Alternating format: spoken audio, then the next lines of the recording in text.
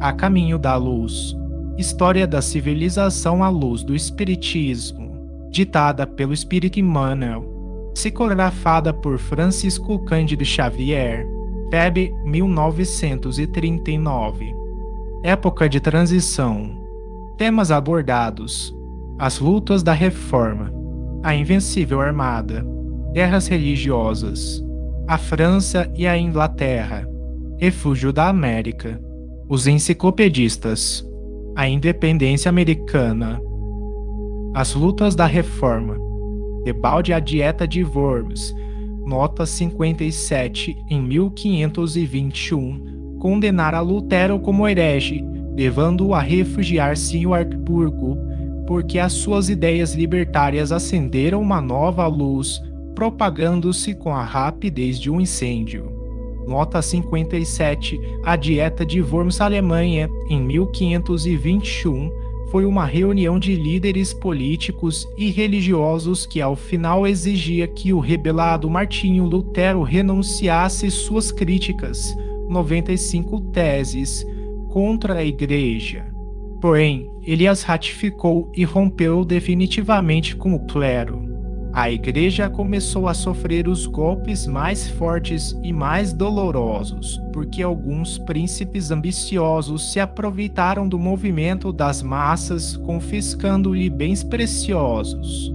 Numerosos camponeses, empolgados pelos direitos do pensamento livre, iniciaram grande campanha contra a Igreja usurpadora, exigindo reformas agrárias e sociais em nome do Evangelho. De 1521 a 1555, os centros cultos europeus viveram momentos de angustiosas expectativas nos bastidores da tragédia religiosa, mas, depois da Concordata de Augsburgo, instituiu-se um regime da mais larga tolerância recíproca. O direito do exame livre, porém, dividiu a reforma em vários departamentos religiosos, de acordo com a orientação pessoal de seus pregadores ou das conveniências políticas do meio em que viviam. Na Alemanha era o protestantismo, com os partidários dos princípios de Martinho Lutero. Na Suíça e na França era o calvinismo e, na Escócia, a Igreja Presbiteriana. Na Inglaterra, a questão veio a tornar-se mais grave. Henrique VIII, defensor extremado da fé católica, a princípio, por conveniência de caprichos pessoais, tornou-se o chefe do poder político, assumindo a direção da Igreja Anglicana. Na França, os huguenotes se encontravam muito bem organizados, mas surgem as complicações de natureza política e o gênio despótico de Catarina de Médicis ordena a matança de São Bartolomeu no intuito de eliminar o almirante Coligny. Um movimento sinistro, que durou 48 horas, começou em 24 de agosto de 1572, sofrendo a reforma um dos seus mais amargos reveses. Somente em Paris e subúrbios foram eliminadas 3.000 pessoas. Os mensageiros do Cristo deploram tão dolorosos acontecimentos, trabalhando por despertar a consciência geral, arrancando-a daquela alucinação de morticínio e sangue. Mas precisamos considerar que cada homem, como cada coletividade, pode cumprir seus deveres ou agravar suas responsabilidades próprias na esfera de sua liberdade relativa. A Invencível Armada. As lutas na Europa em todo o século XVI, longe de colimar um fim, dilatavam-se em guerras tenebrosas, mergulhando os povos do velho mundo num terrível círculo vicioso de reencarnações e resgates dolorosos. Como se não bastassem as guerras religiosas, que trabalhavam o organismo europeu desde muitos anos, surge a figura de um príncipe fanático e cruel na poderosa Espanha de então, complicando a existência política das coletividades europeias. As lutas de Filipe II, sucessor de Carlos V, prendiam-se, de algum modo, aos problemas da reforma protestante, mas, acima de tudo, colocava-lhe a sua ambição e o seu despotismo. Animado com as vitórias sobre os turcos e os muçulmanos, procurou reprimir a liberdade política dos Países Baixos, encontrando a mais heróica resistência. Suas atividades maléficas, mascaradas com a defesa do catolicismo, espalhavam-se por toda parte, obrigando o plano espiritual a cobrir os imensuráveis abusos do poder. Foi assim que, havendo organizado a Invencível Armada, no ano de 1588, composta de mais de uma centena de navios equipados com 2.000 canhões e 35.000 homens, a fim de atacar a Inglaterra sem motivo que justificasse semelhante agressão, viu essa poderosa esquadra destruída totalmente por uma tempestade aniquiladora. De conformidade com as providências do plano invisível, apenas aportaram às costas inglesas os espíritos pacíficos, compelidos pela força a participarem da armada destruída e que foram lá recebidos generosamente, encontrando uma nova pátria. Se Henrique VIII havia errado como homem, o povo inglês estava preparado para o cumprimento de uma grande missão, e ao mundo espiritual competia trabalhar pela preservação dos seus patrimônios de liberdade política. Guerras religiosas. A Europa, não obstante o amparo e a assistência dos abnegados mensageiros do Cristo, transportou-se ao século XVII no meio de lutas espantosas, agora agravadas com as tenebrosas criações do Tribunal da Penitência. Quase se pode afirmar que os únicos jesuítas dignos do nome de sacerdotes de Jesus foram aqueles que vieram para as regiões desconhecidas da América, no cumprimento dos mais nobres deveres de fraternidade humana, porque a quase totalidade da companhia no Velho Mundo mergulhou no oceano de tricas políticas, muitas vezes remarcadas em tragédias criminosas.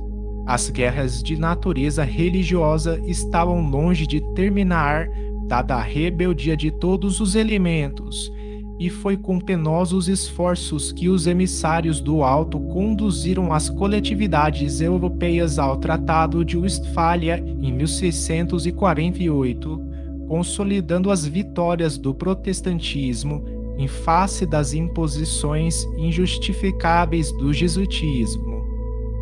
A França e a Inglaterra. A esse tempo, a França já se encontrava preparada para o cumprimento da sua grande missão junto dos povos e, sob a influência do plano invisível, criavam-se os serviços benéficos da diplomacia. Nos bastidores da sua política administrativa firmavam-se os princípios do absolutismo no trono, mas a sua grande alma coletiva, cheia de sentimento e generosidade, já vislumbrava o precioso esforço que competia no porvir. Ao seu lado, a Grã-Bretanha caminhava a passos largos para as mais nobres conquistas humanas. Extinta em 1603, a dinastia dos Tudores eleva-se ao trono o rei da Escócia, Jaime I. Desejando reviver os princípios absolutistas, o descendente dos Stuarts inaugurou um período de nefastas perseguições, o qual foi intensificado por seu filho Carlos I, cujas disposições políticas se constituíam das mais avançadas tendências para a tirania, rompendo com o parlamento e dissolvendo-o vezes consecutivas. Viu o povo da capital inglesa de armas na mão em defesa dos seus representantes, ensejando uma guerra civil que durou vários anos e só terminada com a ação de Cromwell, que, de acordo com o parlamento, estabelece a república da qual se torna o Lorde Protetor. Cromwell era um espírito valoroso, mas, embriagado com o vinho sinistro do despotismo, foi também um ditador vingativo, fanático e cruel. Depois da sua morte, em face da incapacidade política do filho, verifica-se a restauração do trono com os Stuarts. O governo destes teria, porém, pouca duração, porque os ingleses, desgostosos com a administração de Jaime II e no seu tradicional amor à liberdade, chamam Guilherme de Orange ao poder. O parlamento redige a famosa Declaração de Direitos, definindo a emancipação do povo e limitando os poderes reais, elevando-se ao trono Guilherme III com a Revolução de 1688. A Inglaterra havia cumprido um dos seus mais nobres deveres, consolidando as fórmulas do parlamentarismo, porque assim todas as classes eram chamadas à cooperação e fiscalização dos governos. Refúgio da América. Considerando o movimento das responsabilidades gerais e isoladas, o plano invisível, sob a orientação de Jesus, conduzia para a América todos os espíritos sinceros e trabalhadores, que não necessitassem de reencarnações ao mundo europeu, onde indivíduos e coletividades se prendiam cada vez mais na cadeia das existências de provações expiatórias. Para o hemisfério do Novo Mundo afluíam todas as entidades conclamadas à organização do progresso futuro. Muitas dessas personalidades haviam adquirido o senso da fraternidade e da paz depois de muitas lutas no antigo continente. Exaustas de procurar a felicidade nos limites estreitos dos sentimentos exclusivistas, sentiam no íntimo as generosas florações de reformas edificantes, compreendendo a verdadeira solidariedade na comunidade universal. Foi por essa razão que, desde os seus primórdios, as organizações políticas do continente americano se tornaram baluartes de paz e de fraternidade para o orbe inteiro. É que a permanência no seu solo e nas luzes ocultas do seu clima social era considerada por todos os espíritos como uma bênção de Deus, em face das sucessivas inquietações europeias. Os enciclopedistas. O século XVIII iniciou-se entre lutas igualmente renovadoras, mas elevados espíritos da filosofia e da ciência, reencarnados particularmente na França, iam combater os erros da sociedade e da política, fazendo sossobrar os princípios do direito divino, em nome do qual se cometiam todas as barbaridades.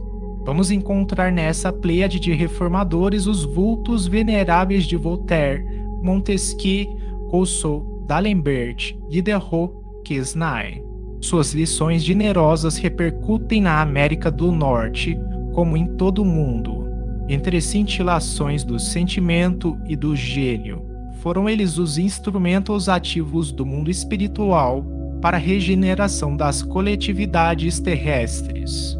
Historiadores Saki, numa característica mania de sensacionalismo, não se pejam de vir a público asseverar que esses espíritos estudiosos e sábios se encontravam a soldo de Catarina II da Rússia e dos príncipes da Prússia contra a integridade da França, mas semelhantes afirmativas representam injúrias caluniosas que apenas afetam os que as proferem, porque foi dos sacrifícios desses corações generosos que se fez a fagulha divina do pensamento e da liberdade, substância de todas as conquistas sociais de que se orgulham os povos modernos. A independência americana. As ideias nobilitantes dos autores da enciclopédia e das novas teorias sociais haviam encontrado mais franco acolhimento nas colônias inglesas da América do Norte, organizadas e educadas no espírito de liberdade da pátria do parlamentarismo. O mundo invisível aproveita, desse modo, a grande oportunidade, deliberando executar nas terras novas os grandes princípios democráticos pregados pelos filósofos e pensadores do século XVIII. E enquanto a Inglaterra desrespeita, para com as suas colônias, o grande princípio por ela própria afirmado, de que ninguém deve pagar contribuições sem as ter votado, os americanos resolvem proclamar a sua independência política. Depois de alguns incidentes com a metrópole, celebram a sua emancipação em 4 de julho de 1776, organizando-se posteriormente a Constituição de Filadélfia, modelo dos códigos democráticos do porvir.